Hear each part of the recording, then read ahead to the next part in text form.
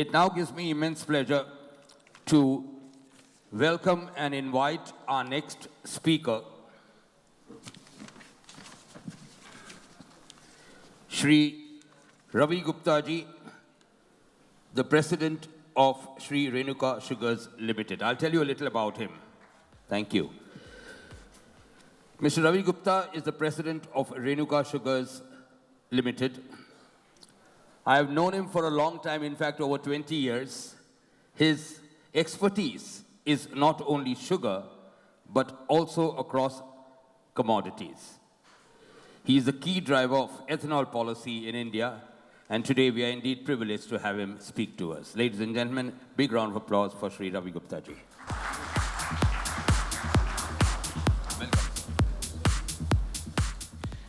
Good morning, everyone. थक गए होगे आप लोग इतने भाषण सुन के, तो अटेंशन बनाना और भी मुश्किल काम हो गया. But I'll try to be quick, take less time of yours, and talk more relevant issues rather than all the issues. The topic which has been given to me is paradigm shift in sugar sector, and also I have been given the responsibility to set the agenda for this conference. So I'll work towards that. Sugar paradigm is without a doubt changing. It has changed not only in India, but across the globe. I have been serving this industry since last 25 years, and the sugar world doesn't look the same as it used to look 25 years ago. The way sugar is being traded has changed. Earlier, I remember in my young days, we used to focus on supply and demand. Every moment, we used to capture what is the supply side and what is the demand side, but because that used to drive the price. Now, no more supply and demand is driving the price fully. The price is driven by the funds. Funds have a bigger role now in the industry than the industry itself. ये funds क्या हैं? ये funds जो हैं, ये trade करते हैं supply and demand के basis पे नहीं. इनका अपना ही एक logic है, which is data driven. दूसरी commodities में क्या हो रहा है, macros में क्या हो रहा है, उसके हिसाब से ये अपना position लेते हैं. Earlier, you ask a trader what is market doing, he will say Ethiopia is buying, Sri Lanka is buying, and that's why the market is going up. Today, you ask a trader what's happening in the market, he will tell you funds are buying, and funds are keeping the market away. एक example देता हूँ कुछ ही last दिनों की. Sugar market has touched 12.2 cents. And sugar market is almost at 14 cents in last 20 days. Nothing has changed much. Supply and demand has not changed. No new factor has come. But what has changed is funds who were short in the market has suddenly started going long. And their own power, the market has changed. So funds have started playing a very, very big role in the market. Another thing which has happened in the market is the macro influences on the market has increased. Today, what are these macros? These macros are not sugar, but everything else. It could be crude oil prices, it could be depreciation in real, it could be soya prices, it could be cocoa prices, and so on and so forth. So macros have started influencing the market quite a bit, just supply and demand. Energy markets have started influencing the sugar market in a big, big way. Now, sugarcane is not only energy for human, as Chaturvedi sir also said, that it is energy for our vehicles as well. With the growing ethanol program across the globe, sugar linkage with crude oil prices has become even more robust what it used to be. Therefore, as the crude oil prices goes up, ethanol prices move up, and thus the sugar prices. To complicate the subject further, ethanol is made from different raw materials.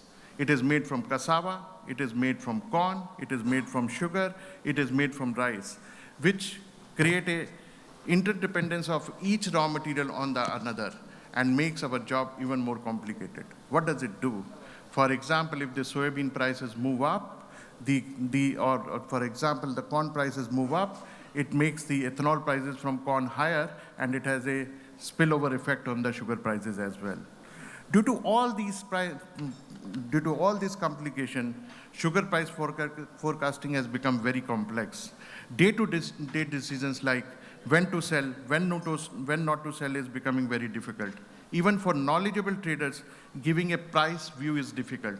He always gives you a price that market can go up or down with lots of riders. If this happens, it can go up. If this happens, it can go down.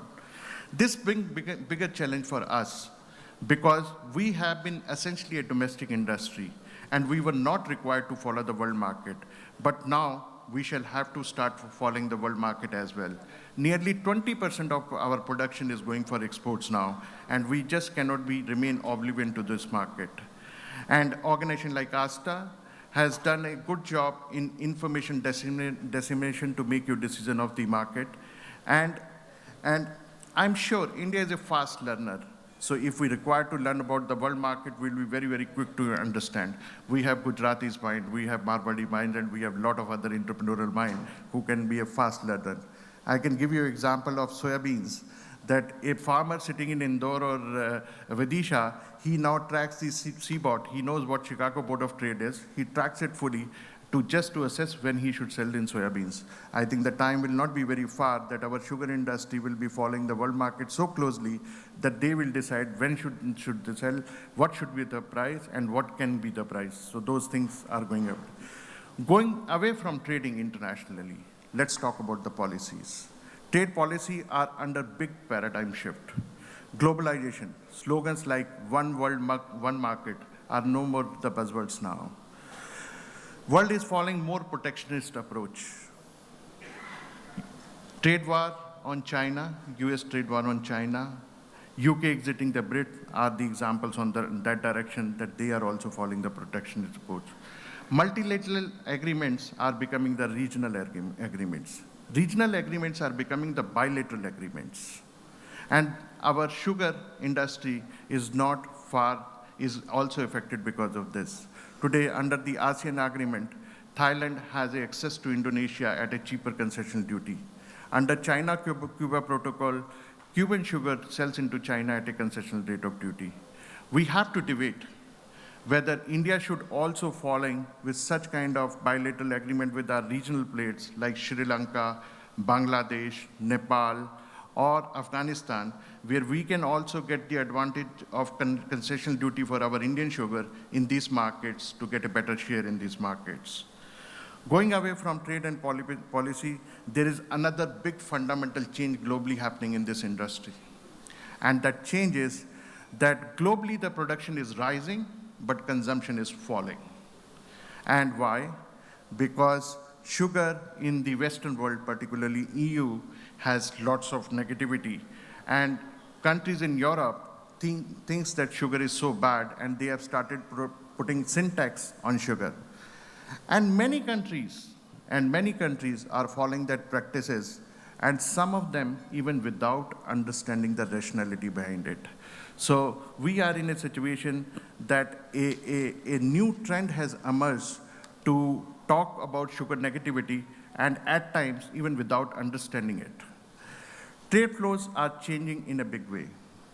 Earlier, most of the countries which used to require sugar, they used to import white sugar. The countries like Bangladesh, the countries like Indonesia, they were buyer of white sugar. Now, all these countries have built up their own refineries in their country. They buy raw sugar and process it and sell in their local domestic market. So the trade in white sugar, which we make primarily, is reducing, and raw sugar trade is increasing. That is another big change which has happened. On top of it, now let us talk about the consumption and the consumer. Consumer is becoming more aware. Their needs are becoming more sophisticated. They need more for every penny spent. They are more health conscious, cares for environment, have become more quality conscious, and hygiene of the product. We need to learn to adapt to these new changes. No more a low quality sugar is accepted by all. Earlier in India, sugar was not talked because the quality sugar was just sugar. But no more a low quality sugar is accepted by all. The consumer wants to buy good sugar, and no wonder that the discount between a bad quality sugar and good quality sugar has increased. In this context, low quality white sugar in the global market today trades at $30 to $40 cheaper than the refined sugar market. We as an industry shall have to take cognizance of these trends and improve quality of our sugar. Another factor which is changing globally is that the market for organic sugar, sustainable sugar, and fair trade sugar is increasing. Globally, the consumer is ready to pay more for sustainable sugar, fair trade sugar. The demand for organic sugar and fair trade is growing, which pays much higher than the normal sugar. India is well equipped to address this demand, and we should look towards it. Another factor which is happening on the consumer side, dietary habits are changing. Demand for value-added sugar has also increased. Leave alone globally, even on the Indian retail shelf, you find several varieties of sugar. You have low GI sugar now, you have demerara sugar, you have castor sugar, you have coffee sugar. These trends are changing fast, and we should be taking cognizance of these fact. Another big factor is the information flow. Also in parallel, we'll have to make our consumer more aware. With too much of information flow, consumer is confused. We need to guide him. When a doctor says that refined sugar is bad to an obese man, it does not mean that there is an issue with sugar per se. The obesity can be due to dietary habit, it could be due to excess sugar consumption, and it could be due to unhealthy lifestyle also. We must go deep into it and what is right and what is wrong, and then educate our customer accordingly. Prima facie, I feel that sugar, which has been so auspicious for us, for Indian culture, it was part of our religion. It was part of our tradition, and it was part of our daily diet for years. It just cannot be so inauspicious suddenly, and it as being made out by the Western world. We need to study those aspects, and as an industry, we need to educate ourselves first and then educate our customer. मैं एक example देता हूँ. आज भी, I give you a very recent example. My son was going for an exam, and my father wished him. And then he picked up the phone and told me कि इसको दही और चीनी खिला के भेजना. So this is part of us. We have to really understand whether sugar is really bad or we need to do something about it. Now coming back to India, many challenges have taken place in our industry. Sugar cycle, as Chaturvedi sir also said, is now the past. And earlier the sugar cycle, which we used to treat bad, now we consider it good because it used to even the supply and demand. But sugar cycle is not more there. I can give you an example. Out of in last 10 years, only 2 years we had a sugar deficit, and that too was not because of sugar cycle, but because of the weather issues. We produced 13 million tons sugar in excess in last 10 years. And now going by the experience of the last year, it appears that every year we'll be producing 6 million tons extra. We have to keep thinking about that. UP, and the credit goes to the farmers, the credit goes to everyone. UP, which used to produce 9 million tons of sugar, now is making 13 million tons of sugar because of the change in the variety, which gives 20% better yield and 20% better sucrose. So the surplus has come, but the surplus also brings a different kind of challenge. Last year, we produced 33 million tons of sugar and consume around 25.5 million tons of sugar, adding 7.5 million tons of stock. This year, the supply is more balanced. But unfortunately, the supply balance has not come for a good reason. There is drought, and drought is bad for everyone. Farmers have suffered, their incomes have suffered. Sugar industry has suffered because we had to run at 50% of the capacity. So due to all this, drought is not a good situation, but there is always a hope, and sugar industry always lives on hopes. It always looks for that tomorrow will be better, that the rains have been good this year, and next year we will again see a bumper crop. But again, that brings a different kind of challenge. What do we do with the surplus sugar? We as a responsible industry must think how to deal with surplus. Making surplus sugar and exporting at loss cannot be a good business model for any country. We need to think about ideas. It is a good idea to restrict the production. If so, can we do that by crop diversification, as Dr. Paul was also saying? We import 70% of our edible oil consumption from imports. Should we now start promoting oil seeds in place of sugar? If so, what is required to do that? Should we switch to promoting oil seeds like soybean in the area where sugarcane is? How can we do that? It is possible if in case we are able to give the same revenue to the farmer as he gets for sugarcane. Today, to give you an example, soybean yields in India are just 900 kgs per hectare, whereas in Brazil, it's 3,300 kg per hectare. Can we explore the varieties which can make these yields 3 times, and when the yield becomes 3 times, the farmer income becomes 3 times, and the farmer will also prefer to grow a crop where the realization is much higher. He might think of shifting to soybean than sugar. Then there is a proposal then there is a possibility of production limiting subsidy, but I am always against that. And I am also of the view that we should allow the farmer to produce what he wants to produce. Our job as an industry, as the trade, is to provide market for his produce, and market which is sustainable. One of the way we can keep on encouraging the farmer to grow more sugarcane is by effective ethanol program. Excess sugar can be diverted for ethanol. We meet 80% of our transportation fuel requirement from crude oil. India imports close to 9 lakh crores of crude oil every year. Due to such a high dependency, we always run the risk of crude-driven inflation. When the oil prices does go up, it does not stop at the crude price only. It affects our currency, it brings an inflation, and it brings a lot of multiplier issues along with that. A ethanol program is not only farmer-friendly, it's environment-friendly, it is sustainable, it is renewable, and it can also help us in managing our energy prices and at least stabilizing it. We must think in that direction. Government of India deserves a big accolade for ethanol program in the country. Government have given very remunerative price, I'm using the word again, very remunerative prices for ethanol to the industry. The speed of the program itself reflects the focus of the government. The oil blending has increased by 5 times in last 5 years. Government wants industry to increase ethanol capacity. The gap between ethanol requirement and availability is huge. Government has given all possible incentive to set up ethanol plant.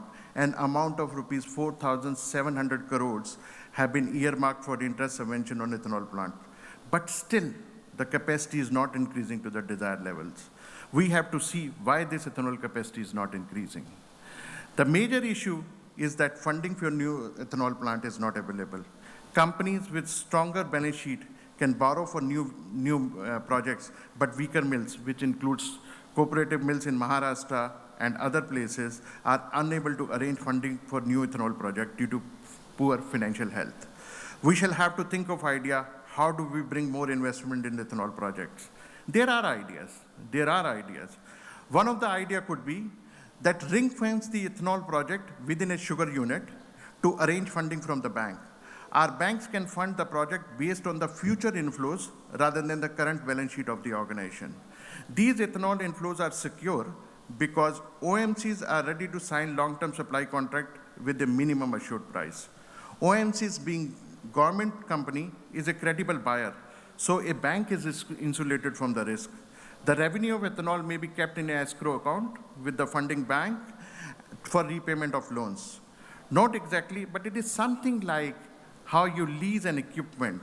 It is something like a leasing model where asset is paid as lease rent and by running the assets. So we can do in a similar fashion, insulating the ethanol project within the sugar industry, let banks fund it based on the future inflows which will come from the oil marketing companies. And oil marketing companies are giving you assured flows because they are ready to sign a long-term agreement with you. And those agreements are credible because they themselves are public sector companies.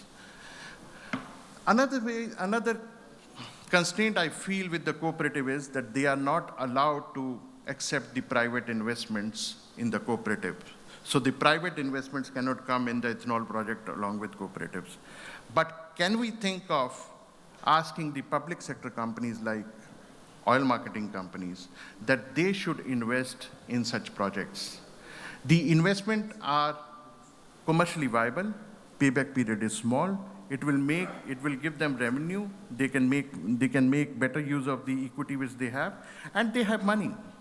I was sitting with one of the OMCs, and I believe there is a huge budget with the OMCs for promoting 2G ethanol. When they are investing in 2G ethanol, they should also think of investing in the sugarcane ethanol, which will be a win-win situation for them because they can increase the ethanol program, for sugar industry as well as our farmers. I'm not suggesting any particular solution. I am just giving you the ideas. The solution will deliberate in the course of time. But one thing I'm sure, that it is better to produce ethanol and consume sugar within the country rather than exporting at a loss. We must bring ethanol program to a level that we are able to divert at least 5 to 6 million tons of sugar into ethanol. And this is not impossible. All it requires is an investment of around 10 to 12,000 crores, which is equal to 2 years exports incentive which government is giving. Only thing is we have to just think about how do we do it. And there are a lot of ideas. While talking about future capacities, let me not forget what's happening in the present. There are some ethanol-related problems which need solution. Ethanol program is new, so our issues are new. One such issue recently faced by the industry was that state government permission was not granted for movement of bee molasses. And procedure for sugarcane juice was not prescribed by the state government. That is why our industry could not supply ethanol to the oil marketing companies. There are another big issue which we faced this year. Many of us who had offered ethanol, assuming that the sugarcane crop will be normal, could not supply because the crop didn't turn out to be what we thought. And now there is a threat of penalty from the oil marketing companies that you have not supplied the ethanol. So it creates a double whammy. On one hand, the industry is already suffering because they could not make more sugar and their assets are underutilized. On the other, there is a penalty also from the oil marketing companies. So these issues needs an immediate redressal to develop confidence within the industry. Last but not least, let us not forget sugar. Sugar is still 80% of the revenue of the sugar mills. And all of us are aware how bad the situation was last year. Surplus sugar had created a havoc. Domestic prices had gone down to rupees 24 per kg, which was around 8 to 10 rupees lower than even cost of production. Thanks to Government of India, who came as a survivor.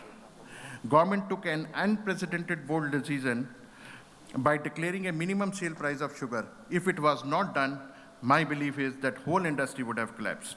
Government of India stepped at the right time, and to provide an equal opportunity to all, they also brought back the release mechanism.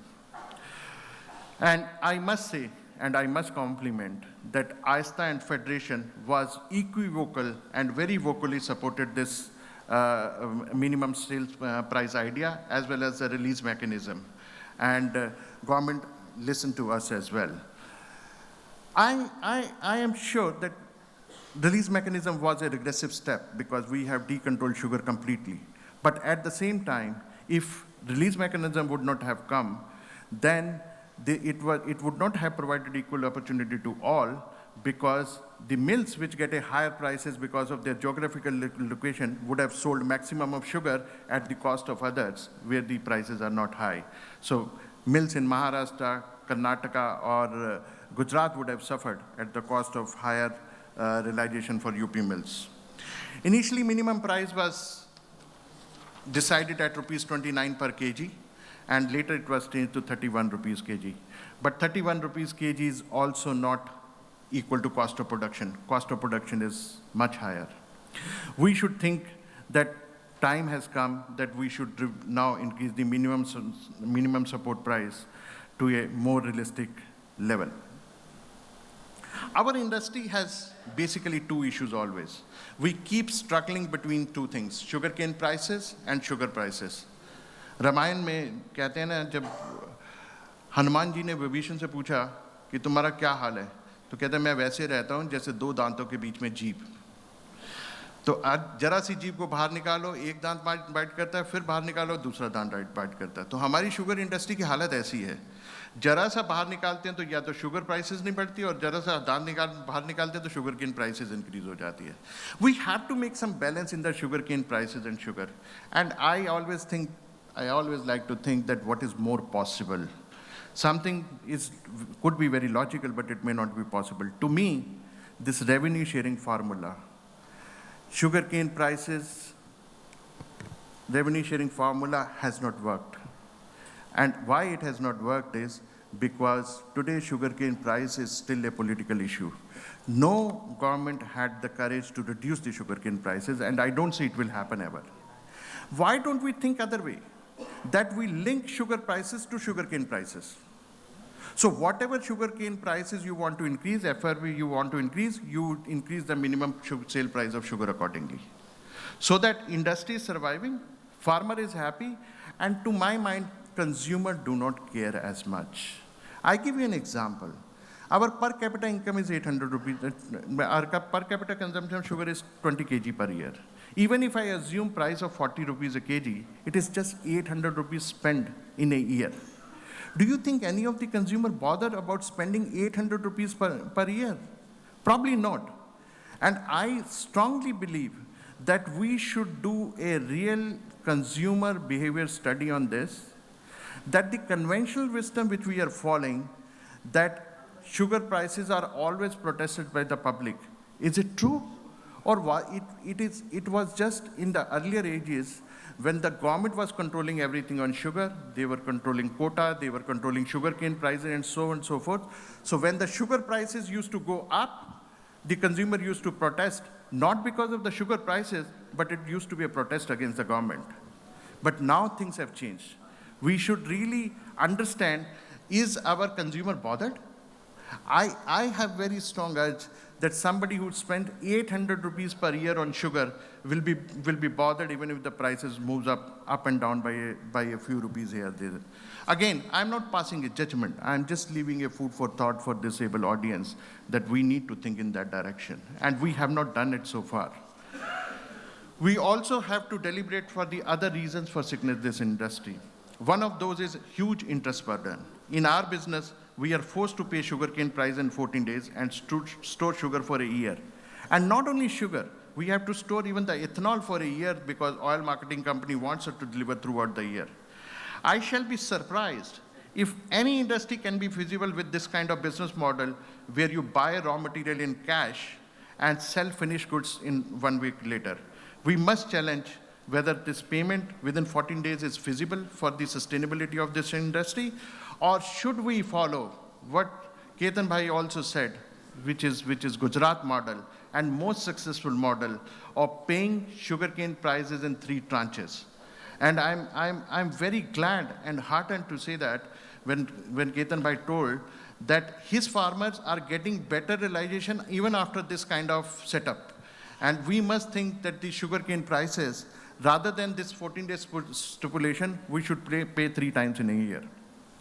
Also, innovative thinking is required. Sugar industry is being run on very conventional wisdom. World has progressed much ahead. I was with some foreign technology provider, and they have now commercialized the technology where sugarcane bagasse can be used for making ethanol. And what they are proposing, that they will take bagasse from you, extract cellulose for ethanol, and give you back lignin for burning into your boilers. So the technology has moved much ahead, and we have to think in that direction as well. Another big opportunity which India can do is promoting exports of organic sugar, fair trade sugar.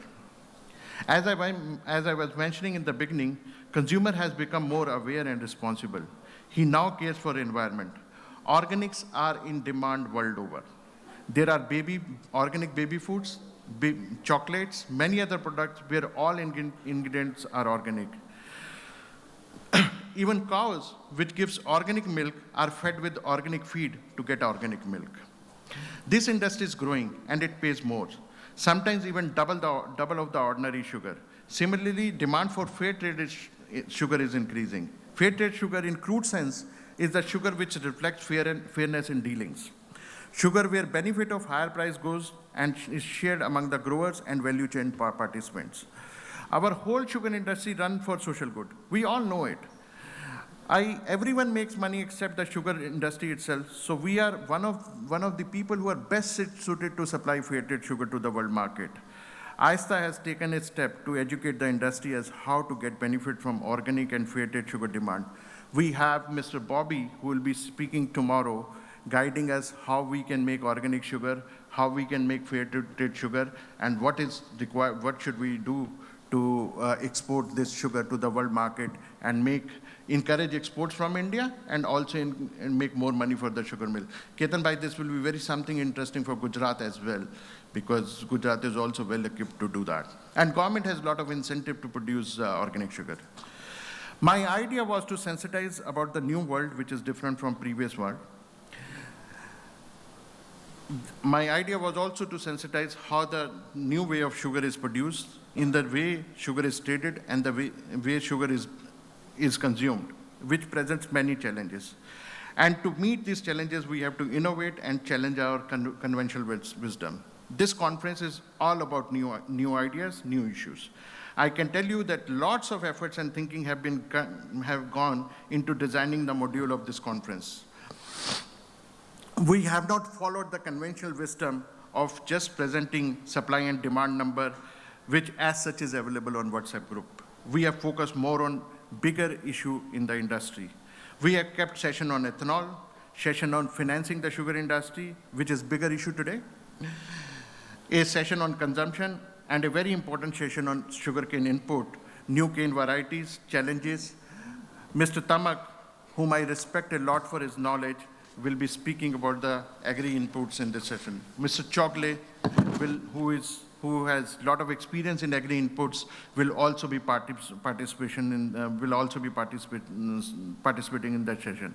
We have very able speaker from Pras to talk about ethanol. Mr. Narendra Mohan from NSI, who is considered authority on sugar and ethanol, shall be taking one of the session. We have internal expert like Mr. Shaw, Mr. Gill, who shall be sharing their wisdom on global scenario.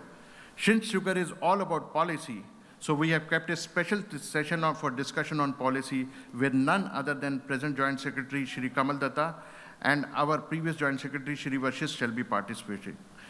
You are all familiar with Mr. Vashist. In his tenure, many path-breaking decisions, including minimum sale price of sugar, quota system, interest subvention on ethanol project, and finally WTO compatible export policy was made. It shall be great to hear from him. Shri Kamal Datta is the new Joint Secretary of Sugar now. He was Joint Secretary for Edible Oils earlier. Let me tell you that, oh right, I mean, he has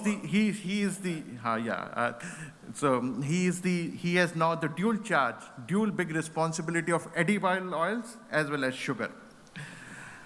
I had many occasions to meet him and always was impressed with his lines of thought. I am sure we shall have full support from him. I met him along with CEO to invite him for the conference, and he hardly took any time to accept the invitation. It shows how his keen interest to know about our industry and contribute to that. Sir, I thank you for that. And let me tell you that, since you know more about Mr. Vashist than Mr. Kamal Datta, what Mr. Vashist was to the sugar industry, Mr. Kamal Datta is to the edible industry. Everybody who is in the edible sector knows that how much he has contributed and to the good of the industry. Finally, I urge all of you to be attentive in all the session and not only focus on entertainment program tonight. I shall only say do best, follow good practice, live a sweet life, live a sugary life, contribute to environment, and last but not least, work hard and play even harder to avoid obesity and don't blame the sugar for it. With that note, I thank you all for being patient listener and Jai Hind, Jai Maharashtra. Thank you very, very much. Some surprises have to be kept, but it's interesting. Thank you very much, Mr. Ravi Gupta, Chairman, Exim Committee, AISTA. May I, at this point in time,